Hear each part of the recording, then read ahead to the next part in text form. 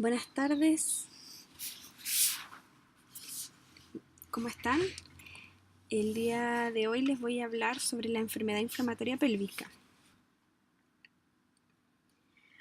La enfermedad inflamatoria pélvica es un síndrome clínico frecuente y engloba una patología que es infecciosa y afecta al tracto genital superior. Se produce como resultado de una infección que es ascendente, que se contrae principalmente a nivel de la vagina y estos microorganismos ascienden desde el endocervix y pueden llegar a afectar distintas estructuras genitales. Por ejemplo, si compromete al endometrio, entonces hablamos de que se transforma en una endometritis. Si abarca el miometrio, es una miometritis. Si se infectan las trompas, hablamos de una salpingitis. Los ovarios, una oforitis. Parametrios, parametritis. Y peritoneo pélvico sería una pelviperitonitis, que sería uno de los estados infecciosos más severos. El CDC, Centro de Control de Enfermedades, la define como un síndrome agudo debido al ascenso de microorganismos desde la vagina, entonces, o desde el cérvix al endometrio, trompas, y en ocasiones puede afectar a estructuras vecinas, tal como lo decíamos entonces, ovario, peritoneo y cavidad pélvica. Entonces, en la patogénesis de la enfermedad inflamatoria pélvica, podemos ver en esta imagen que en A se representa la cervicitis, donde en el fondo la infección o el ascenso microbiano está afectando al endocervix. Esta alteración produce un cambio en el microambiente cervicovaginal, lo cual ocasiona entonces una vaginitis bacteriana. Luego de esto, los patógenos, ¿cierto?, que están ubicados a nivel del cérvix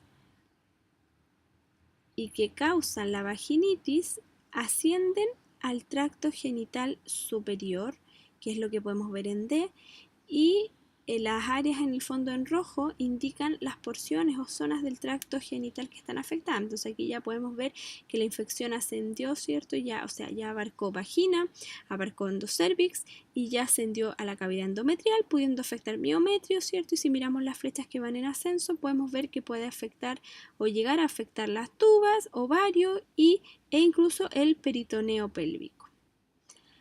El ascenso de los gérmenes puede ser, la llegada, de los gérmenes puede ser por ascenso, pero también se ha visto que puede ser por vía linfática o hemática, aunque la vía ascendente es la vía más común del ascenso de los microorganismos. En esta imagen, en este gráfico, podemos ver acá en el eje de las Y el número de diagnósticos de enfermedad inflamatoria pélvica, que es lo que significa la sigla PID porque está en inglés, y en el eje X podemos ver el tiempo, ¿cierto? Desde el año aproximado 95 al 2012, esto es en Inglaterra, y podemos ver en el fondo la distribución del diagnóstico de enfermedad inflamatoria pélvica que claramente ha ido en ascenso desde el año 95 hasta el 2012. En rojo podemos ver aquellas que son secundarias o producidas a causa de la gonorrea, de la Neisseria, que es la bacteria que produce la gonorrea. En amarillo podemos ver aquellas secundarias a clamidia, que abarca un número bastante importante. Y también en azul podemos ver que la mayoría se refiere o son a causa, en el fondo, de una infección no específica, donde en el fondo no se sabe específicamente cuál es el microorganismo porque están asociados más de un único microorganismo como agente causal o etiológico. Y vemos que son la mayor proporción.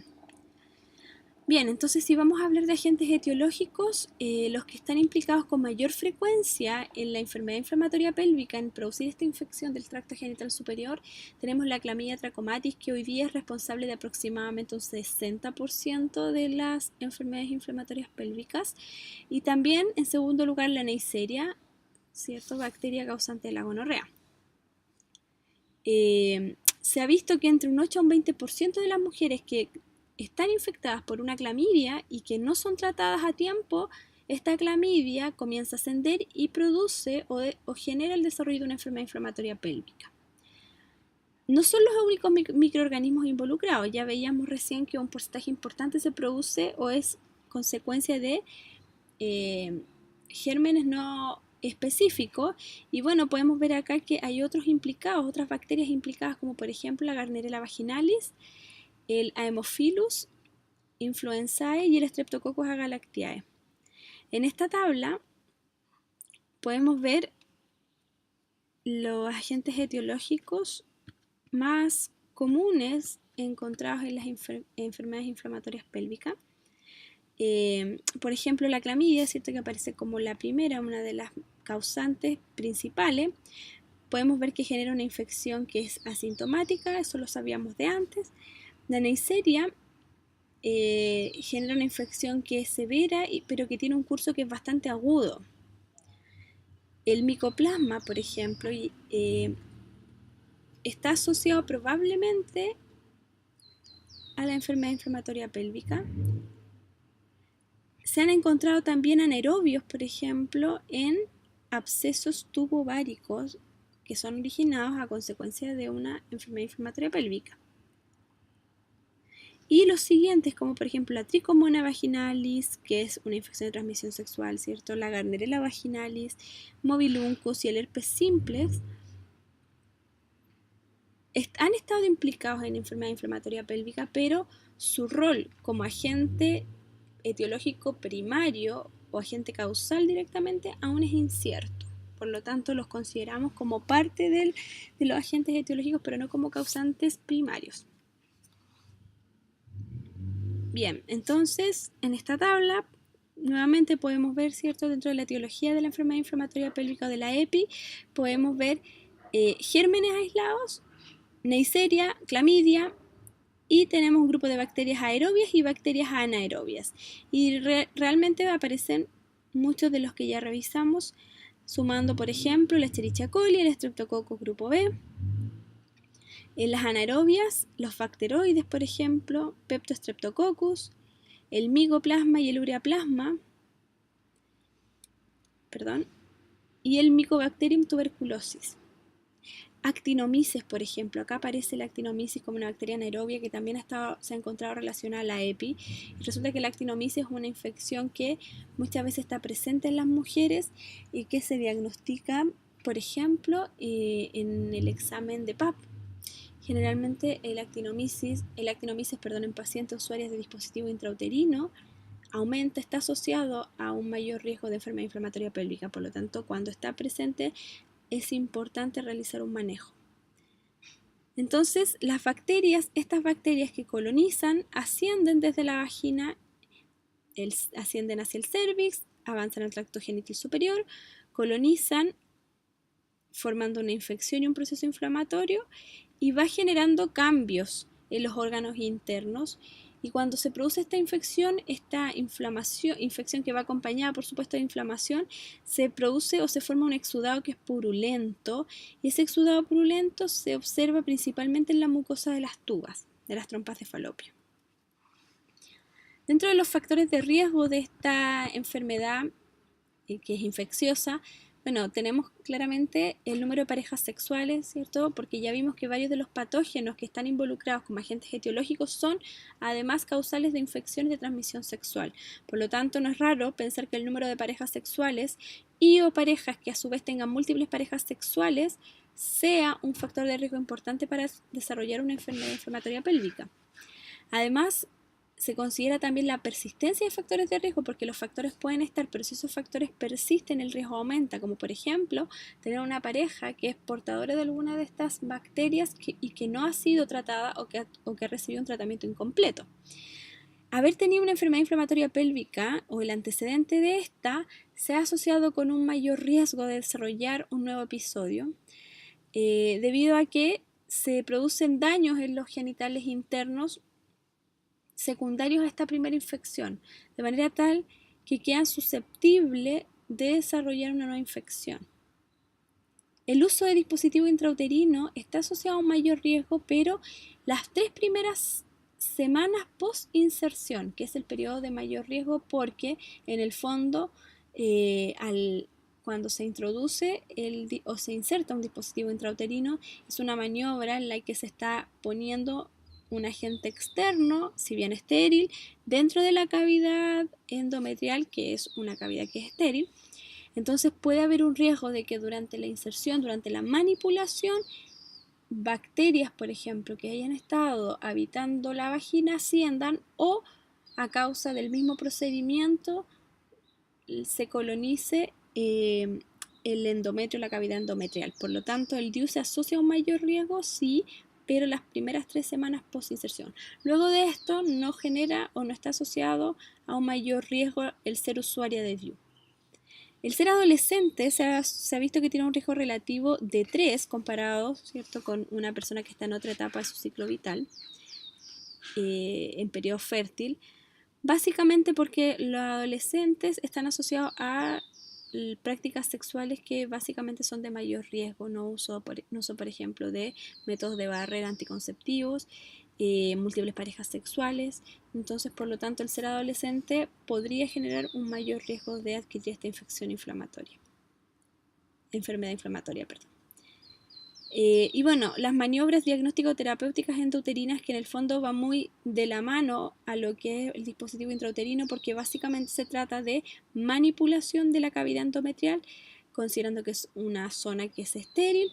Entonces, al manipularla con alguna maniobra o herramienta para hacer algún diagnóstico o alguna terapia, aumentamos el riesgo de la infección o de la colonización de la cavidad. Por ejemplo, al realizar una histerosalpingografía o la histeroscopía.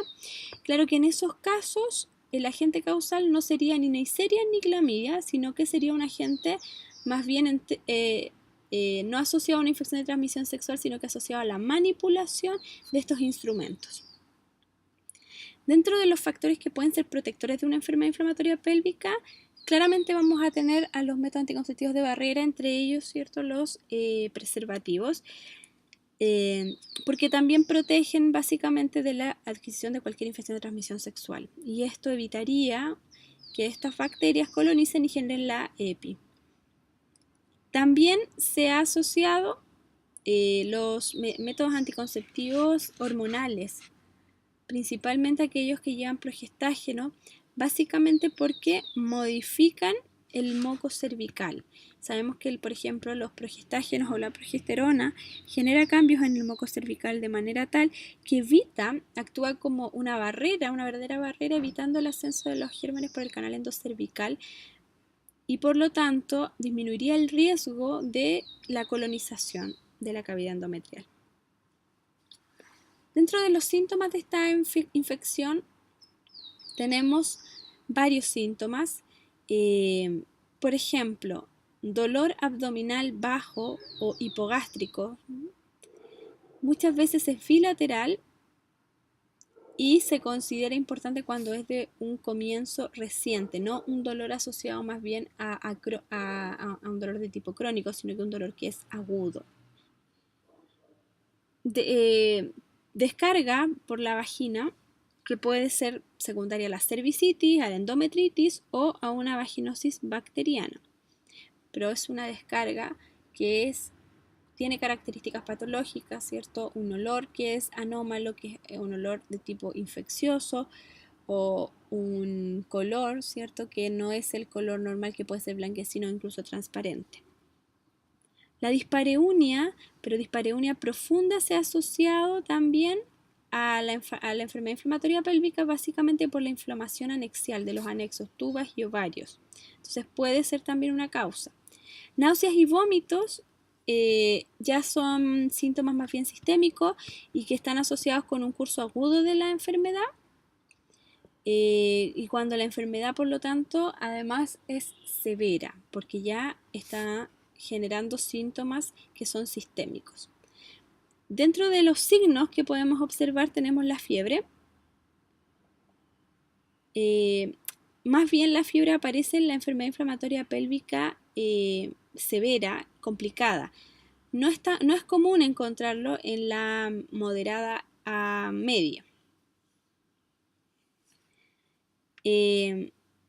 También tenemos, por ejemplo, masas anexiales, es decir, a la examinación de esta paciente o al examen físico, encontrarnos con alguna masa o tumoración anexial asociada a los otros signos y síntomas que hemos mencionado, por ejemplo, dolor, cierto fiebre, nos podría orientar sobre un posible hidrosalpinx, piosalpinx o absceso tubovárico, que es el ATO, absceso tubo ovárico. Entonces, un posible hidrosalpinx en el fondo es aumento de la secreción a nivel de las tubas. Piosalpinx es cierta acumulación de secreción de tipo purulenta en las tubas, y absceso tubovárico entonces cuando esta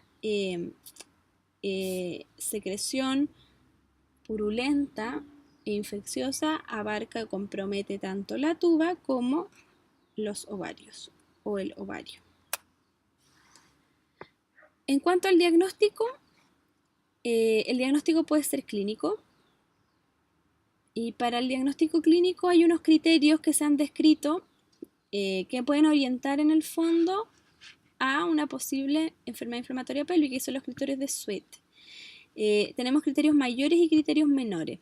Los criterios mayores están asociados a historia o presencia de dolor en el hipogastrio o en el hemiabdomen inferior, generalmente asociado a palpación. Entonces, este dolor asociado a la palpación en el examen físico puede abarcar el hipogastrio o el hemiabdomen inferior, ¿ya? En el fondo asociado al compromiso, ¿cierto?, de los anexos de ese lado, derecho o izquierdo. Dolor a la movilización del cervix durante la exploración clínica. Claro, cuando hay una infección, hay una inflamación secundaria a este proceso infeccioso, entonces los órganos genitales están mucho más sensibles, y el cervix realmente es, la paciente se queja de un dolor importante cuando este cervix se moviliza. Al palpar los anexos también puede presentar dolor la paciente durante la exploración clínica. Además, estos anexos podrían estar aumentados de tamaño. Otros criterios que son considerados criterios menores son la temperatura, es decir, fiebre, 38 grados Celsius o más. Material purulento, por ejemplo, observado mediante una laparoscopía. Leucocitosis, ¿cierto?, mayor a 10.500 por milímetro cúbico, lo que nos alertaría de un proceso infeccioso por activación del sistema inmune. Masa palpable al examen físico o visualizable por ecografía. Un cultivo de exudado endocervical positivo para gonorrea, clamidia u otra bacteria o agente etiológico causante de enfermedad inflamatoria pélvica. Y una velocidad de eritrosedimentación elevada, ¿cierto? Todos estos son signos que nos orientan hacia un proceso inflamatorio agudo. El diagnóstico, además de estos criterios que involucran ciertos criterios menores, criterios mayores, que involucran aspectos clínicos, también se puede realizar el diagnóstico por microbiología, tal como lo decíamos dentro de los criterios, tomando una muestra endocervical para detectar el agente causal, es decir, la presencia de Neisseria o de clamidia, que son los agentes más comunes. También se puede realizar el diagnóstico secundario a una endometritis, ¿cierto? Y se puede realizar secundario una biopsia de endometrio. Por lo tanto, también puede ser un diagnóstico que es de tipo histopatológico. Y también está el diagnóstico por imagen, por ecografía, por ejemplo, ecografía transvaginal, TAC o resonancia nuclear magnética. Y dentro de los signos que se pueden encontrar sugerentes de enfermedad inflamatoria pélvica es el líquido, por ejemplo, presencia de líquido en las tubas, en las trompas de falopio, y que en algunos casos puede incluso estar asociado al líquido libre en el peritoneo, masas tubováricas sugerentes de ATO o absceso tubos ováricos, o estudios de Doppler que nos sugieren inflamación pélvica, por ejemplo, la hiperemia o el aumento del flujo sanguíneo en las zonas o en los órganos afectados.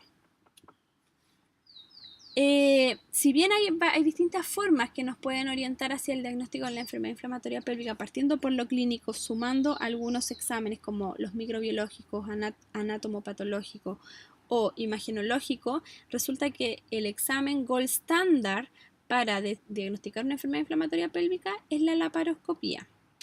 hallazgos laparoscópicos concordantes con una enfermedad inflamatoria pélvica, y estos hallazgos claramente son definitivos para hacer el diagnóstico. Aun cuando los signos y síntomas están presentes, el valor predictivo positivo que tiene el diagnóstico clínico versus la laparoscopía está entre un 65 y un 90%. Por lo tanto, claramente la laparoscopía es el examen gold standard para poder diagnosticar la enfermedad. ¿Con qué cuadros podemos hacer el diagnóstico diferencial de una enfermedad inflamatoria pélvica? Con cuadros obstétricos, por ejemplo, pensando en una mujer que pudiese estar embarazada, porque esta patología afecta a mujeres que están en edad fértil, en etapa reproductiva. Por lo tanto, podríamos tener una paciente embarazada con un cuadro de enfermedad inflamatoria pélvica. Por lo tanto, hay otros cuadros obstétricos que nos podrían también orientar hacia un diagnóstico diferencial. Por ejemplo, un embarazo ectópico que también podría cursar con aumento del tamaño anexial y dolor también. Aborto séptico, es decir, un aborto infectado, también podría cursar con sintomatología bastante similar. Otros cuadros ginecológicos, por ejemplo, una endometriosis severa, sobre todo asociado al dolor que puede producir la endometriosis severa, un quiste ovárico complicado o torsión de un quiste ovárico que también se puede asociar a un dolor de inicio agudo y a una masa anexial, dismenorrea intensa u ovulación dolorosa. Cuadros gastrointestinales también podrían ser parte de este diagnóstico diferencial, por ejemplo, una apendicitis, una gastroenteritis o una diverticulitis. Y cuadros urológicos tendríamos la cistitis, la pielonefritis aguda y una crisis reno-ureteral. Por lo tanto, esta afección, si bien es ginecológica, es infecciosa, podríamos tener otros cuadros y otras patologías que podrían cursar con sintomatología que es similar. Por lo tanto, tendríamos que poner énfasis también cuando tenemos que pensar en un diagnóstico diferencial en una paciente en la que sospechamos enfermedad inflamatoria pélvica, pero en la que también podría estar cursando, ¿cierto? O la causa de su dolor podría ser otro proceso. Bien, la enfermedad inflamatoria se clasifica en grados que van desde 1 a 3 según la severidad. Y tenemos el grado 1 en el fondo, es cuando la enfermedad no está complicada, no hay masas todavía, ni hay signos de irritación peritoneal. El grado 2, la enfermedad ya es complicada, hay masas o abscesos que involucran los ovarios o las trompas, es decir, los abscesos tubováricos, y tienen agregados signos de irritación peritoneal también. Y el grado 3 es el más severo, pues la infección, es decir, los microorganismos ya están diseminados a estructuras fuera de la pelvis y por lo tanto provocan una respuesta sistémica en la paciente. En cuanto al tratamiento de esta infección, el CDC desde el año 2010 recomienda que todos los regímenes terapéuticos, es decir, todos los fármacos que se utilicen en el tratamiento de esta patología sean eficaces frente a la Neisseria y a la Clamidia trachomatis, aun cuando haya un cultivo endocervical que sea negativo para estas bacterias. O sea, de todas maneras hay que cubrirlas.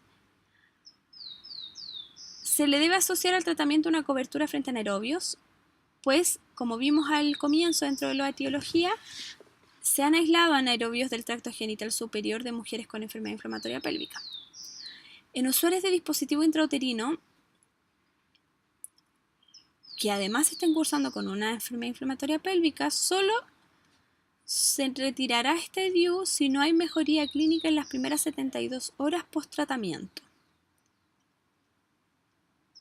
Si no hay mejoría entonces clínica en las primeras 72 horas post tratamiento, se solicita un cultivo microbiológico del DIU, teniendo en cuenta que existe asociación entre la actinomyces y el DIU. Y esta actinomyces es un germen que puede ocasionar cuadros graves de salpingitis y abscesos tubováricos. Entonces, importante considerar a las usuarias de DIU, considerando que el DIU aumenta el riesgo, pero decíamos que eran las primeras 3 semanas. Si hay una usuaria de DIU que posterior a ello, ¿cierto?, durante el tiempo de uso, desarrolla una enfermedad inflamatoria pélvica, y no responde al tratamiento, entonces las primeras 72 horas es indicación de retirarlo. Y se podría también solicitar un cultivo microbiológico de este DIU buscando la presencia, por ejemplo, de la actinomyces, que era esta bacteria que mencionábamos al comienzo, que puede estar presente y que en caso de estarlo hay que realizar un manejo y hay que retirar el DIU debido a que está asociado a enfermedad inflamatoria pélvica, específicamente salpingitis y ato. Resulta que, considerando que esta es una infección que se adquiere por la vía sexual principalmente, se debe también ofrecer a la pareja de la paciente la detección de estos microorganismos, por ejemplo el gonococo, la clamidia y algunas otras ITS, considerando VIH, por ejemplo, sífilis. Y esto es importante para todos los contactos sexuales 2 meses previo a la aparición de los síntomas de la paciente. Así, de esta manera, contribuimos a disminuir la cadena de contagio también. Es importante evitar las relaciones sexuales tanto a esta paciente, que es la que está cursando el cuadro de enfermedad inflamatoria pélvica, como a sus parejas o a su pareja hasta que complete el tratamiento antibiótico. Entonces, el tratamiento de la enfermedad inflamatoria pélvica puede ser oral como también puede ser endovenoso. ¿De qué va a depender? Del cuadro. Los cuadros que son leves a moderados se tratan con tratamiento oral de primera línea. Entonces lo que vemos ahí en la tabla son los antibióticos de primera elección. Entonces tenemos una cefalosporina, la ceftriaxona, intramuscular en dosis única más doxiciclina cada 12 horas, vía oral, y se le puede sumar metronidazol 500 miligramos vía oral durante 14 días. Por lo tanto, si ustedes se fijan, todas las combinaciones de antibióticos llevan un antibiótico que sea activo frente a anaerobios, por ejemplo, como el metronidazol, y una cefalosporina, por ejemplo, que nos asegura, ¿cierto? Nos asegura atacar a bacterias como la Neisseria, por ejemplo, y tenemos también, por ejemplo, fármacos que son alternativos, pero no son los de primera elección. Generalmente estos alternativos son los que se reservan para pacientes que no pueden utilizar alguna de las combinaciones recomendadas.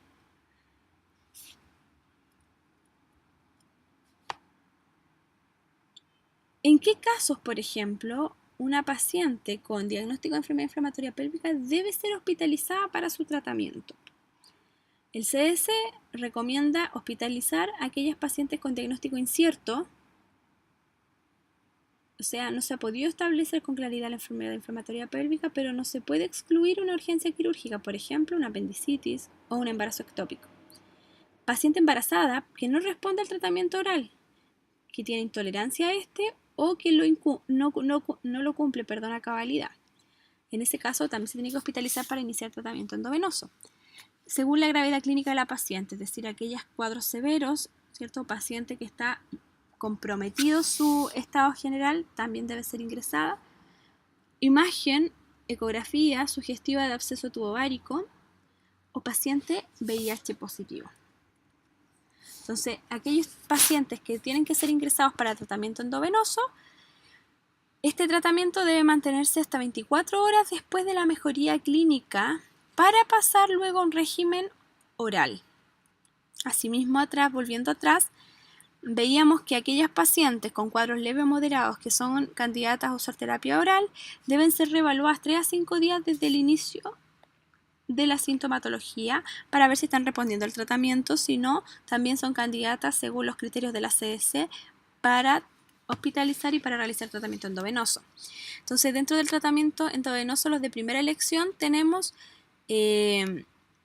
cefalosporina, tenemos distintas opciones de cefalosporina, tenemos también doxiciclina y metronidazol hasta completar 14 días. Y tenemos un segundo régimen. Tenemos también las alternativas que no son de primera elección, también en los casos de paciente que no pudiese recibir alguno de los antibióticos de primera elección.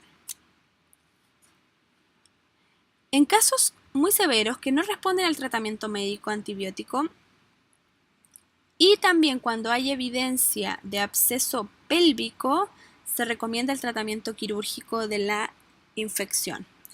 Y en este caso, la opción es realizar una laparoscopía para liberar las adherencias que se producen en este proceso que es infeccioso inflamatorio, realizar lavados y drenajes de los abscesos. Ahí podemos ver en esta imagen una imagen laparoscópica de una enfermedad inflamatoria pélvica de tipo severa. Podemos ver claramente la hiperemia, podemos ver también la inflamación de los órganos.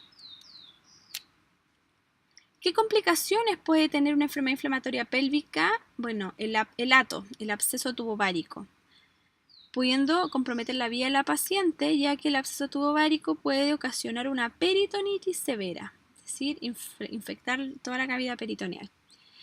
Otra complicación es la perihepatitis, y la perihepatitis, que también la habíamos visto en el contexto de la infección por Neisseria y por clamidia, se produce una inflamación en la cápsula hepática y en el peritoneo abdominal con adherencia entre estos.